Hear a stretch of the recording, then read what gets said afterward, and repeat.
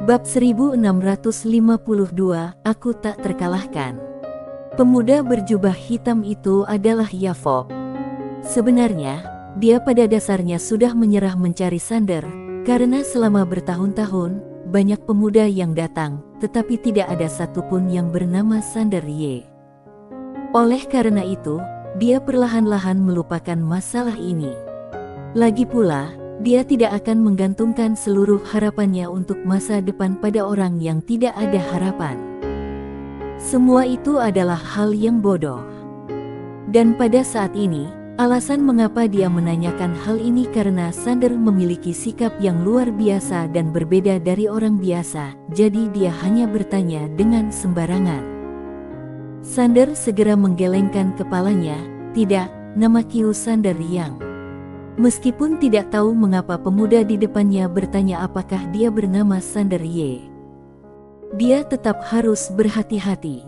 Mungkin pemilik pena tahu merencanakan sesuatu lagi. Meskipun sekarang dia cukup kuat, dia masih harus berhati-hati.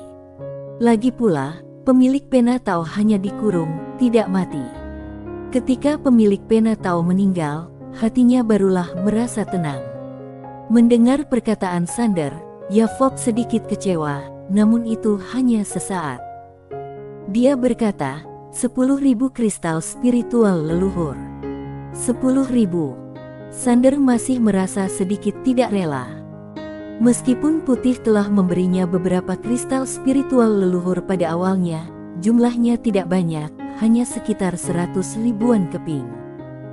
Ditambah dari Bibi Feni, totalnya ada lebih dari 200.000 buah. Dan dia telah menggunakan lebih dari 100.000 buah di negara es dalam beberapa tahun ini. Karena membangun kembali peradaban dewa membutuhkan uang, ditambah pelatihan. Sekarang dia hanya memiliki lebih kurang 600.000 kristal spiritual. Meskipun sedikit menyakitkan, Sander tetap mengeluarkan cincin penyimpanan dan menyerahkannya kepada Yafob. Yafob menyimpan cincin penyimpanan itu dan melirik Sander. Apakah ini pertama kalinya kamu ke sini? Sander menganggukkan kepalanya, ya. Yafob sedikit bingung. Biasanya, orang yang baru pertama kali ke sini akan ditemani oleh senior. Kenapa kamu ke sini sendirian? Sander tersenyum dan berkata, jika para senior mengikuti kita, bagaimana bisa bersenang-senang? Yafob sedikit terkejut, lalu dia mengerti apa yang dimaksud Sander, dan berkata dengan serius, temanku, idemu tidak benar. Aku telah menjaga perbatasan di sini selama bertahun-tahun, dan aku telah melihat banyak jenius. Mereka semua adalah jenius teratas dari berbagai peradaban kosmik.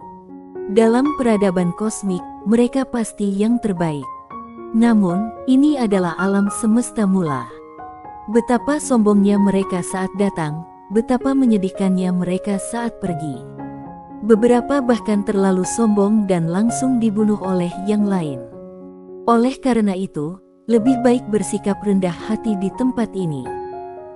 Sander menganggukkan kepalanya, aku mengerti. Terima kasih atas nasihatnya, aku akan bersikap rendah hati.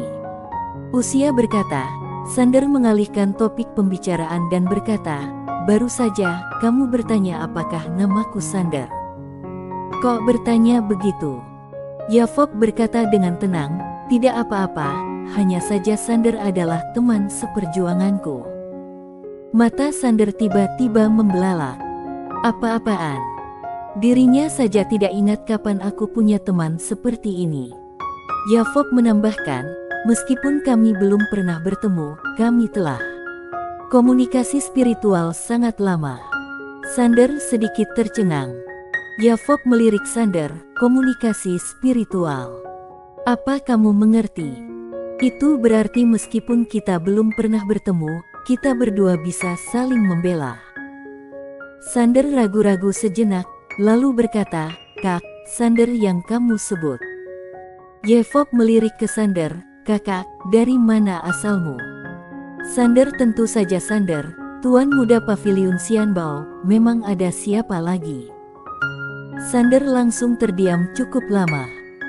Dia benar-benar tidak tahu kapan dia memiliki sahabat rohani seperjuangan hidup dan mati ini. Yavop tiba-tiba mengeluarkan sebuah gulungan dan menyerahkannya kepadanya. Ini adalah peta keamanan alam semesta mula yang diterbitkan oleh Paviliun Xianbao. Awalnya harganya lebih dari 300 kristal spiritual leluhur. Tapi melihat penampilanmu yang miskin ini, nah untukmu saja.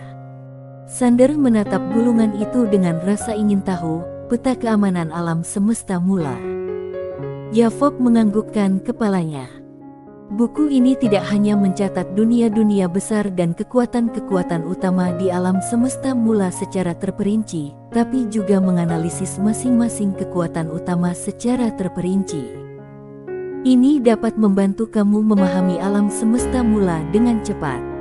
Yang terpenting, buku ini juga menganalisis para jenius dan master dari masing-masing kekuatan utama secara terperinci dan tingkat bahayanya. Dengan kata lain, setelah membacanya, kamu akan tahu pihak mana yang berbahaya maupun tidak boleh menyinggungnya. Dia berhenti sejenak, lalu melanjutkan, ketika berada di luar, hal yang paling ditakuti adalah menyinggung seseorang yang memiliki backingan kuat. Jika menyinggung orang seperti itu akan berakibat fatal. Mungkin kamu mencari masalah dengan junior, tapi yang datang adalah tetua keluarganya. Selain itu mungkin membawa bencana bagi keluargamu atau bahkan seluruh peradaban. Peta keamanan alam semesta mula ini dapat membantumu menghindari banyak risiko dan memberitahumu kekuatan dan orang ini yang tidak dapat disinggung di alam semesta. Ternyata seperti ini. Sander menerima peta keamanan alam semesta mula dan berkata, "Terima kasih, Kak." "Ngomong-ngomong, siapa namamu?" Yavop berkata, "Yavop." Sander mengepalkan tangannya dan berkata, "Kak Yavop, sampai jumpa." Usai berkata, dia berjalan menuju kejauhan. Setelah dia berjalan beberapa langkah, dia mendengar Yavop bertanya kepada seorang pemuda dari belakang, "Apakah namamu Sander?" Sander sedikit kaget. Sander berjalan menuju medan perang kosmik. Dalam perjalanan, dia mengeluarkan peta keamanan alam semesta mula dan mulai membacanya. Setelah membaca peta keamanan alam semesta mula, dia memiliki pemahaman yang jelas tentang seluruh alam semesta mula. Ada 5 kekuatan tertinggi di alam semesta mula, yaitu klan Sendao, Sekte Kumen, Sekte Benwu, Domain Guanxuan, dan Paviliun Xianbao. Sekte Sendao berasal dari peradaban dewa yang memiliki sejarah lebih dari 100 miliar tahun. Itu adalah peradaban leluhur. Di masa lalu, nenek moyang Sekte Sendao menciptakan jalan dewa. Dengan kekuatan dewa yang agung, mereka memimpin seluruh keluarga melawan takdir langit, berhasil memotong masa depan dan masa sekarang, kembali ke masa lalu, hidup kembali. Seluruh keluarga menjalani kehidupan baru. Oleh karena itu Sekte Sendao pada masa itu berhasil menerobos belenggu peradaban dari peradaban makhluk dewa super dan mencapai peradaban tertinggi. Bahkan yang paling mengerikan dari sekte ini adalah seluruh keluarga tersebut telah melepaskan diri dari campur tangan hukum karma. Dengan kata lain, nasib keluarga ini telah bisa dikendalikan sendiri tanpa pengaturan dari langit. Sekte Kumen berasal dari peradaban Posa yang jauh. Nama pendirinya adalah Sanyang. Dia adalah pendiri peradaban Posa. Dia menciptakan suatu cara praktik yang belum pernah ada sebelumnya, yaitu asketisme. Tidak membina hubungan sebab dan akibat. Tidak membina jalan langit. Tidak membina nasib kehidupan. Dengan menggunakan metode asketisme, langsung membuka jalan kultivasi yang benar-benar baru, dengan sepenuhnya menghindari kendali takdir langit. Cara pelatihan mereka sungguh mengerikan. Bagi Sander, tindakan semacam itu memang sedikit luar biasa. Misalnya, membakar diri di bawah terik matahari untuk membentuk fisik. Berjalan di api, digigir serangga untuk membina spiritual. Terus berjalan di reinkarnasi, merasakan penderitaan laksa dunia untuk membina tekad. Cara mereka berlatih adalah penderitaan dan kesulitan. Anggota sekte Kumen sangat sedikit, karena yang mampu bertahan dalam praktik semacam itu sangatlah sedikit. Tentu saja, yang bisa bertahan hidup bukanlah manusia biasa. Sekte Benwu, pendiri sekte ini bernama Doan, yang menciptakan ilmu Taoisme Prajna Zen, menyempurnakan semua Zen dan Taoisme dari zaman kuno hingga saat ini, dan menggabungkan keduanya dengan sempurna. Dia adalah pendiri Zen dan Buddhisme, dan pada saat yang sama, pelopor Zen baru dan Taoisme baru. Tentu saja, hal yang paling menakutkan tentang dia adalah bahwa kemudian dia benar-benar menggabungkan Zen dan Taoisme, menciptakan jalan yang baru, yaitu jalan ketiadaan Tao. Jalan ketiadaan Tao. Tidak ada kitab suci. Seperti halnya sekte Kumen, ini merupakan jalan praktik yang benar-benar baru, namun tidak seperti sekte Kumen, sekte Benwu lebih ke pencerahan yang instan. Oleh karena itu, dengan mengetahui bahwa semua dharma berada di dalam diri sendiri, mengapa tidak mengikuti kata hati sendiri dan menyadari sifat sejati seseorang? Maksudnya adalah segala kebenaran berada di dalam diri sendiri, pembinaan adalah membina diri sendiri. Pencerahan terbagi menjadi pencerahan kecil dan pencerahan besar. Pencerahan kecil memerlukan usaha sedikit demi sedikit dan memiliki 10 tingkatan. Setelah berlatih sampai tingkat ke-7, seseorang mencapai tahap pencerahan instan, yang juga disebut kebangkitan. Begitu memasuki tahap itu, pembinaan akan maju dengan pesat. Pencerahan agung adalah keadaan hening, tidak ada tingkatan apapun. Begitu mencapai keadaan ini, akan tiba-tiba menyadari semua jalan saling berhubungan.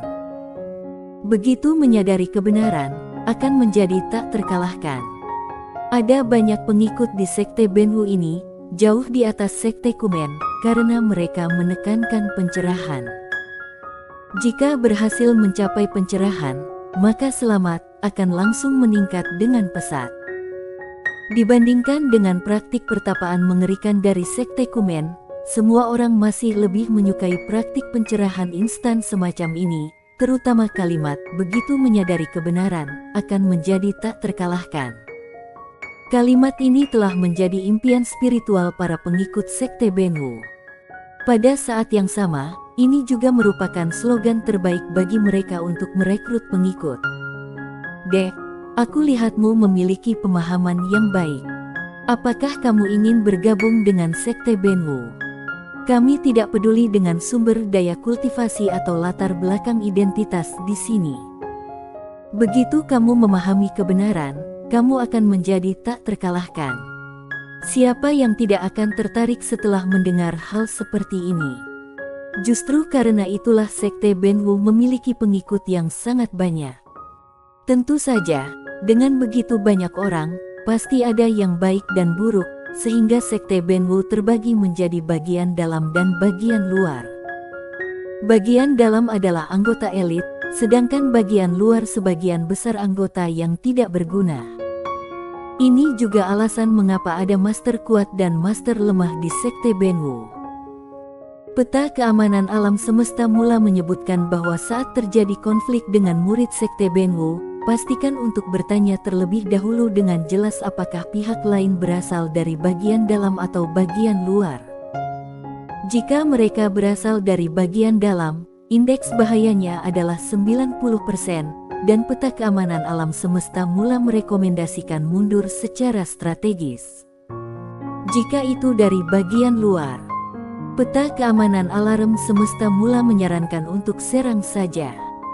Setelah memahami 3 kekuatan ini, Sander langsung mulai mencari detail dari 3 kekuatan ini.